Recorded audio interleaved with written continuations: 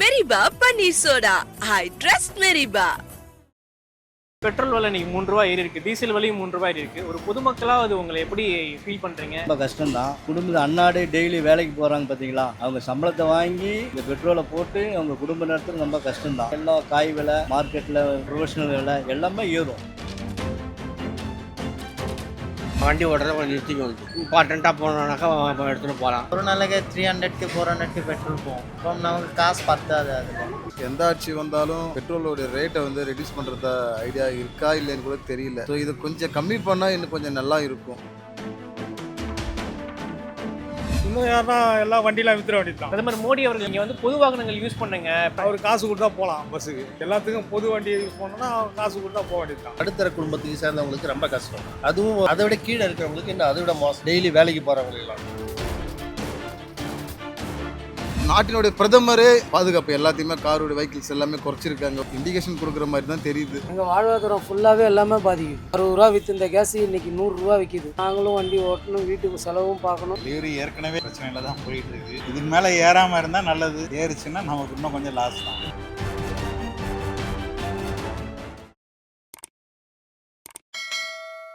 ஆனால் இப்போ வந்து பெட்ரோல் விலை இன்னைக்கு 3 ரூபா ஏறி இருக்கு, டீசல் விலையும் 3 ரூபா ஏறி இருக்கு. ஒரு பொதுமக்களா அது உங்களை எப்படி ஃபீல் பண்றீங்க? என்ன மாதிரி இது மனநிலை ஏற்படுத்துது உங்களுக்கு? இதப்பா பெட்ரோல் விலை ஏறுறது வந்து ரொம்ப கஷ்டம்தான். குடும்பத்தை அன்னாடே டெய்லி வேலைக்கு போகிறாங்க பார்த்தீங்களா, அவங்க சம்பளத்தை வாங்கி இந்த பெட்ரோலை போட்டு அவங்க குடும்ப நடத்துறது ரொம்ப கஷ்டம்தான். பெட்ரோல் விலை ஏறுறதுனால எல்லா காய் விலை, மார்க்கெட்டில் ப்ரொஃபஷனல் விலை எல்லாமே ஏறும். அது என்ன பண்ணுறது, இந்த மோடி வந்து இந்த எலெக்ஷனுக்காக அப்படி பண்ணி வச்சுருந்தாரு. இப்போ எலெக்ஷன் முடிஞ்சிருச்சு, இனி அவரை இஷ்டம்தான், என்ன வேலை ஏற்றலாம், யாரும் கேட்கறதுக்கு ஆள் கிடையாது. பொதுமக்கள் என்ன சொன்னாலும் அவர் காதில் ஏறாது. மோடியே வந்து 2 காரில் தான் போயிட்டு மக்களுக்கு ஒன்று சொல்லியிருக்காரு, பொது வாகனங்கள் பஸ் மாதிரி யூஸ் பண்ணுங்க, ஐடியில் வேலை பார்க்குறதுனா ஒர்க் ஃப்ரம் ஹோம் போங்க மாதிரி சொல்லியிருக்காரு. இதை பற்றி நினைக்கிறீங்க? மீண்டும் ஒரு லாக்டவுன் வரதுக்கான வாய்ப்பு இருக்குங்களா? கட்டுப்பாடுலாம் வர வாய்ப்பு இருக்குங்களா? கட்டுப்பாடு வர்றதுக்கு வாய்ப்பு இல்லை. ஆனால் மோடியை ஏமாத்துறாரு. எல்லா காரில் போனது 2 காரில் போகிறதுன்னா மக்களை ஏமாற்ற வேலை. அவர் 2 காரில் போயிட்டார். இங்கே வேலை செய்கிற கூலிக்காரங்க டெய்லி வண்டியில் போய் தான் வேலை செஞ்சாகணும். அதில் தான் அவங்க சம்பாதிச்சு குடும்பம் நடத்தணும். வேறு என்ன பண்ணணும்? இது ஒன்றும் பண்ண முடியாது. ஒரு சில பேர் சொல்கிறாங்க இது ஸ்டேட் கவர்மெண்ட் பிரச்சனை மாதிரி சொல்கிறாங்க. இல்லைம்மா, இது வந்து சென்ட்ரல். ஸ்டேட்டுக்கு சென்ட்ரலுக்கு சம்மந்தம் இல்லை. தெரியாத மக்கள் சொல்கிறாங்க ஸ்டேட்டுன்னு. ஆனால் இது பெட்ரோல் எல்லாமே சென்ட்ரலில் தான். அவங்க கொடுக்குறது தான் பெட்ரோல் ஏற்றுறது பிடிக்கிறதால வழியா ஸ்டேட் கவர்மெண்ட் இதுக்கு சம்மந்தமே கிடையாது. கஷ்டமாக தான் இருக்கும் ஏறினா. வண்டி ஓட்டுறத கொஞ்சம் நிறுத்திக்க வேண்டியது தான். வேறு ஒன்றும் பண்ண முடியாது. அதே மாதிரி மோடி சொல்லியிருக்காரு பொது வாகனங்கள் யூஸ் பண்ணுங்க, மீதி லாக்டவுன்லாம் வரும் மாதிரியும் சொல்கிறாங்க. ஐடியில் வேலை பார்க்குறவங்க எல்லாமே ஒர்க் ஃப்ரம் ஹோம் எடுத்துக்கிற மாதிரி சொல்கிறாங்க.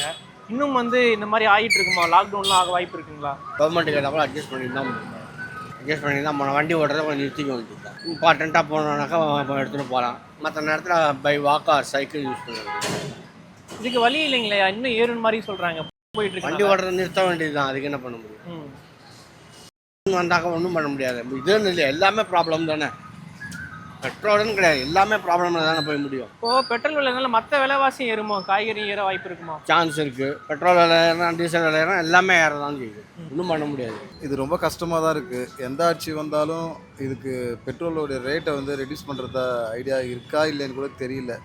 ஸோ இதை கொஞ்சம் கம்மி பண்ணால் இன்னும் கொஞ்சம் நல்லா இருக்கும். எல்லாருமே எதிர்பார்க்குறது அதுதான். ஏன்னா ஒரு சாமானியிலேருந்து ரொம்ப வசதி படித்தவங்க வரைக்கும் அத்தியாவசியமாகிடுச்சு காரு, பைக்கு எல்லாமே. ஸோ யூஸ் பண்ணாத நபர் யாருமே கிடையாது. ஆல்மோஸ்ட் எல்லாருமே 99% வந்து பைக்கிலேருந்து கார் வரைக்கும் எல்லாமே யூஸ் பண்ணிட்டு தான் இருக்காங்க. ஸோ அதை கொஞ்சம் கம்மி பண்ணுறதுக்கான வழிமுறைகள் என்ன இருக்கோ அதை கொஞ்சம் பண்ணால் நல்லாயிருக்கும். மற்ற விலைகளும் அதிகமாக இருக்கிற மாதிரி சொல்கிறாங்க, ஆனால் சம்பளம் மட்டும் அப்படியே இருக்கிற மாதிரி சொல்கிறாங்க. இது கவர்மெண்ட் தவறாக எடுத்துக்கலாமா? எப்படி எடுத்துக்கலாம் சார்? இல்லை சார், இது வந்து கவர்மெண்ட் மட்டுமே நம்ம வந்து கார்னர் பண்ணி பேச முடியாது. இல்லை, இது ஒவ்வொரு கம்பெனி சைட்லேருந்தும் அவங்கவுங்களுடைய சைடில் என்ன இருக்குது அப்படின்றது நம்ம இதை அனலைஸ் பண்ண முடியாது. அது வேறு, இது வேறு. ஆனால் அத்தியாவசிய பொருளுக்கான விலையும் கொஞ்சம் குறைக்கணும். ஏன்னா டேக்ஸ் அதிகமாகிறதுனால தான் விலை உயர்வு அதிகமாக தெரியுது. அந்த டேக்ஸ் கொஞ்சம் கம்மி பண்ணாங்கன்னா இன்னும் கொஞ்சம் பெட்டராக இருக்கும். அவ்வளோதான். மற்றபடி ஒன்றும் நம்ம சொல்லிக்கிற அளவுக்கு இல்லை. அப்படி அவர்கள் சொல்லியிருக்காங்க பொது வாகனம் தயவு செஞ்சு யூஸ் பண்ணுங்கள், பஸ்ஸில் மாதிரி போங்க, கார்பரேட் ஐடியில் எல்லாமே ஒர்க் ஃப்ரம் ஹோம் எடுத்துக்கிற மாதிரி சொல்கிறாங்க. ஒரு கட்டுப்பாடு வரதுக்கான வாய்ப்பு இருக்குமோ மீண்டும்?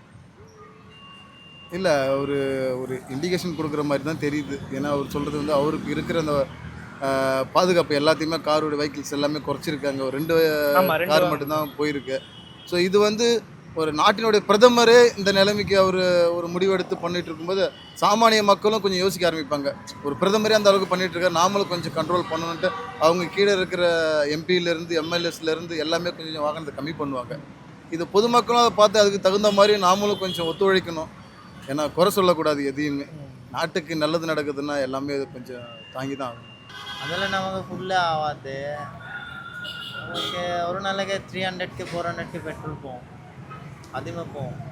அப்போ நமக்கு காசு பத்தாது. அதில் ஒரு லாபம் வருதுங்களா உங்களுக்கு? இப்போ டெலிவரி ஃபுட் ஆர்டர் டெலிவரி பண்ணுறீங்க, பெட்ரோலும் அதிகமாக இருக்குது, சம்பளம் ஏதாவது அதிகமாகலாம் ஏற்படுத்துறீங்களா? நான் ஃபுல் டே பார்த்தேன்னா வேலை 1500 ஆகும். அதில் பெட்ரோல் காசு போகும் 300-400, அதுதான் வரும். இன்னும் மேலும் அதிகமாகும் மாதிரி சொல்கிறாங்க. மற்ற விலைவாசியும் அதிகமாகுமா? காய்கறிலாம் சேர்ந்து எப்போ அதே மாதிரி வராது. எப்போ எல்லாமே கம்மி பண்ணாது.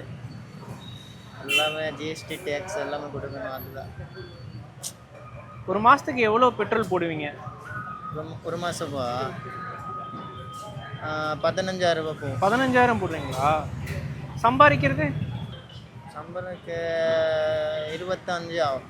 ஓகே, அதில் 15 ரூபா போயிட்டு மீதி 10 ரூபா தான் உங்களுக்கு இருக்குமா? இல்லை எல்லாம் போய் 20 ஆகும். 20 ரூபா இருக்கும். எங்கள் வாழ்வாதாரம் ஃபுல்லாகவே எல்லாமே பாதிக்குது. எங்களுக்கு வந்து எப்படின்னா 60 ரூபா விற்று இந்த கேஸு இன்றைக்கி 100 ரூபா விற்கிது. 90 ரூபா 74 காசு. ஆனால் பார்ட்டி வந்து அதே காசு தான் 100 ரூபா 50 ரூபா 60 ரூபாய்க்கு மேலே தரமாட்டேன்றாங்க.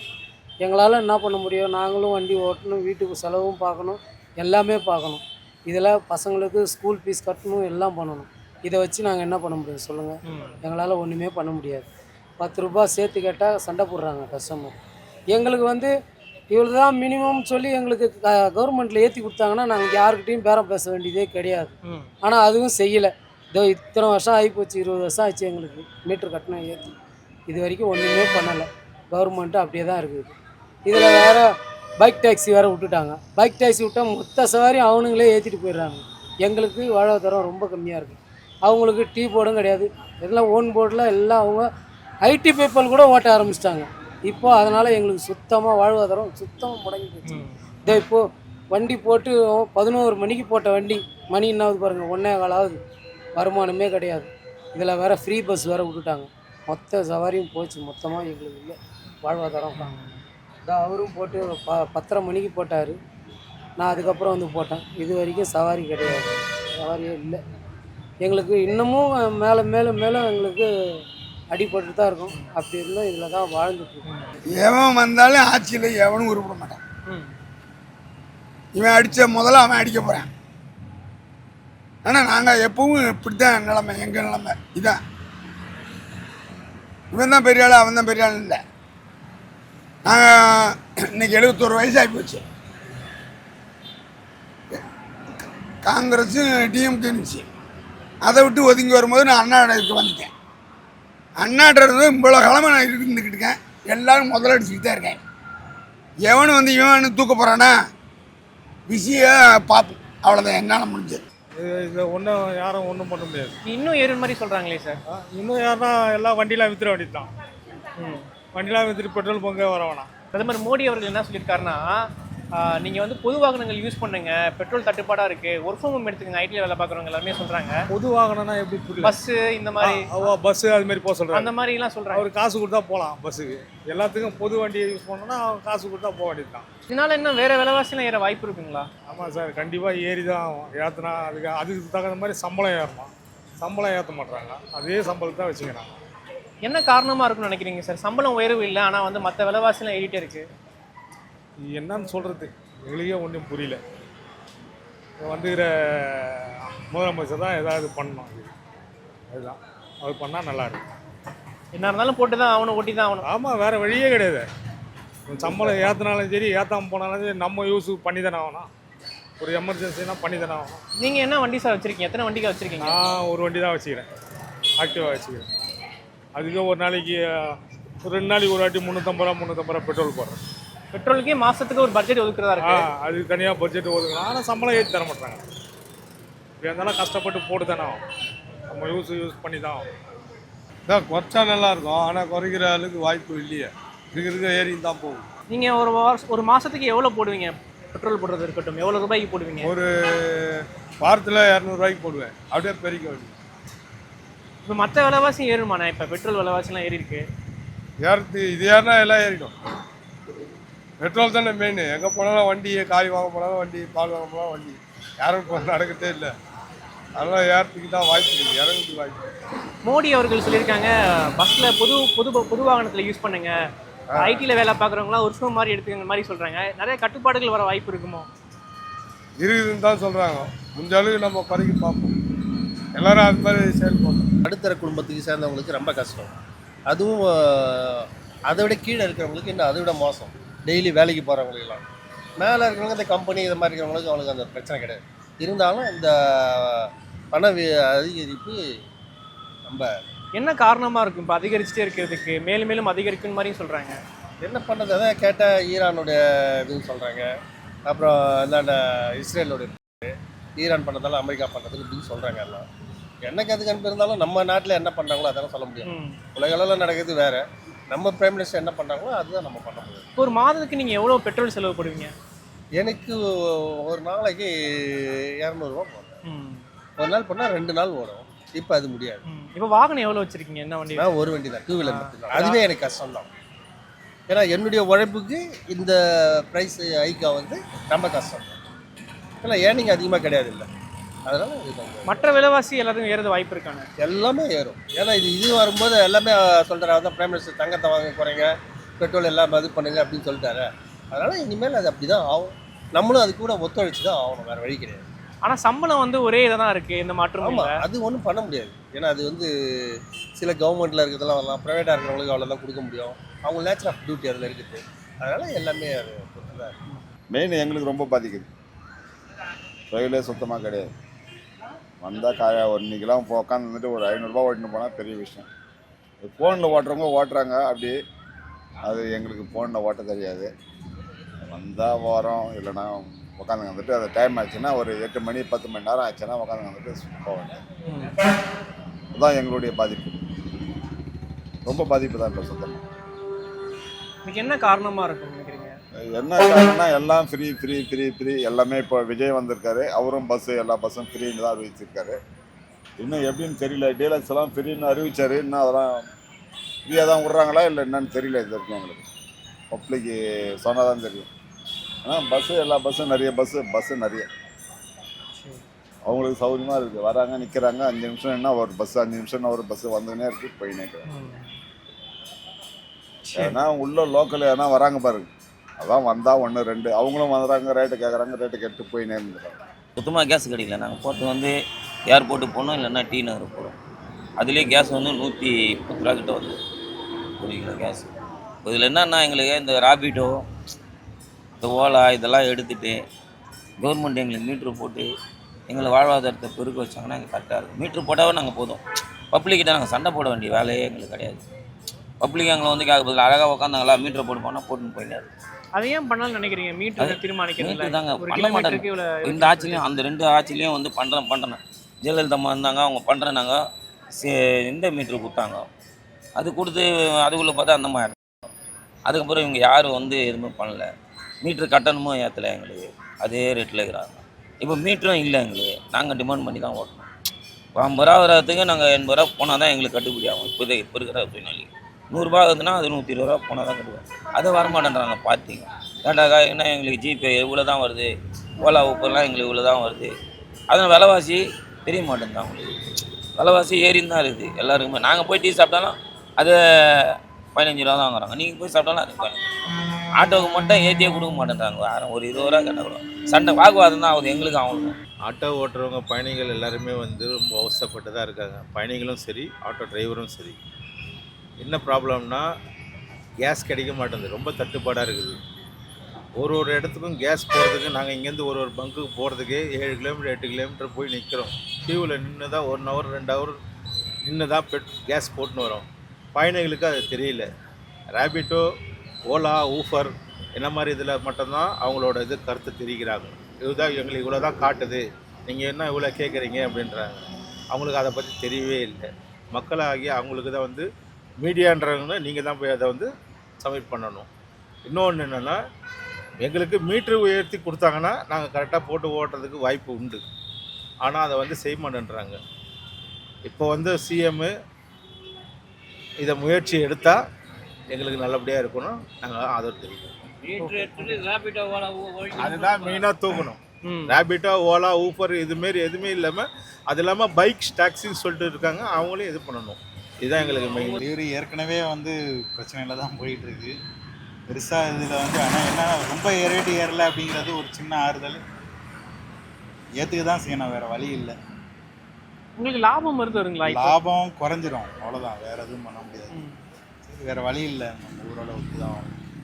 பொதுமக்களுக்கு எந்த அளவு பாதிப்பாக இருக்குன்னு நினைக்கிறீங்க? தினசரி எல்லாருக்குமே பாதிப்பு தான். நமக்கு ரேட்டு ஏறுறப்ப வந்து யாரும் தவிர்க்க முடியாது.